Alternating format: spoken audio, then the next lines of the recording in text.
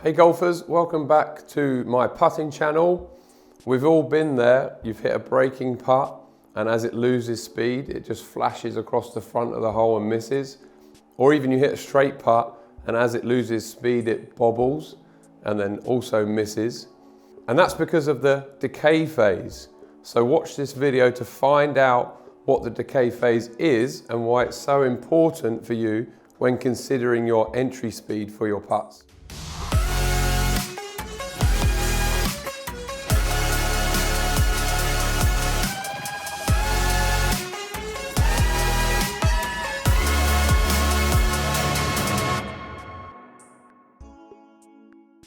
Often a hot topic of discussion when it comes to putting is what distance should I be targeting the ball to go past the hole should it miss? Actually, I prefer to phrase that as what is the ideal entry speed? And going back to the decay phase is the section of the putt once the ball reaches 1 mile an hour or less, its rate of deceleration actually rapidly increases. So as a ball is traveling across the green, once it's come out of the skid phase, it starts to roll and decelerate at a constant rate all the way up until it gets to about 1 mile an hour, exactly 0.95 miles an hour. And I've seen this from a study by Dr. Paul Hurrian. If you go on Google and search for that, it's a really good study.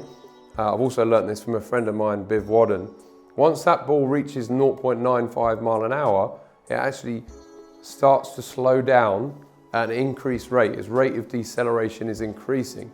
And that is why when you see perhaps a straight putt going towards the hole and as it slows down it starts to deviate, it's because of that increased rate of deceleration. That's why it's starting to deviate. It's more susceptible to indiscrepancies in the green. It's also why when you see a breaking putt breaking at a pretty constant rate and as it slows below that 0.95 miles an hour, it snaps. Just a quick one, if you're watching this video then it's likely you're looking to improve your putting. And if that's the case, I'd encourage you to visit my website, jjputting.com. There you're going to find more information about me, the in-person lessons that I do, the online lessons that I do, and the projects that I'm working on to help golfers around the world. So visit the website, jjputting, to find out more.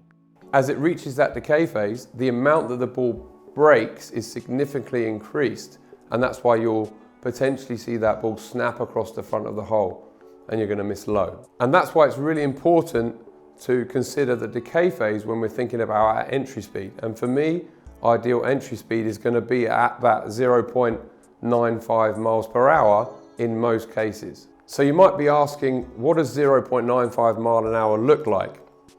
Well, on my green, I've tested it, and 10.5 stimp will see the ball travel 16 to 18 inches past the hole. On Dr. Paul Hurrian's test, on a 9.5 stimp outdoor bent grass green, on a flat putt, the ball traveled approximately 12 inches past the hole, and on a 3% uphill putt, it traveled about 6 inches past. So that distance past the hole is not going to be constant. It's going to vary depending on the putt you have. And that's a nice segue to understand also, we might not want to think of 1 mile per hour as our entry speed for all putts. Let's say, for example, we've got a putt that's down the hill, say 3% on a 12 stimp green. 1 mile an hour at the front of the hole for that putt is going to travel way too far past the hole. So in that example, we might not consider that we need to get the ball entering at 1 mile an hour, and we may have to accept that the decay phase is going to happen. But generally, on slower to medium pace greens, on putts that aren't too severely down the hill, I want you to start thinking about targeting approximately 1 mile an hour at the front of the hole as ideal entry speed. The other way to look at it, rather than distance pass, is visually what does 1 mile an hour look like as it enters the hole. And for me, the ball should not hit the back of the hole too fast, but hit kind of the bottom of the back of the hole. And that's a good way to see that the ball's traveling at approximately 1 mile an hour as it gets to the front of the hole. So to summarize, I think a good way to start thinking about entry speed is Rather than distance passed, visualize the speed at the front of the hole. Try using the bottom of the back of the cup as a visual for the speed that you want the ball to be traveling at. And like I said, it doesn't apply to all putts. For the vast majority of putts, it will apply.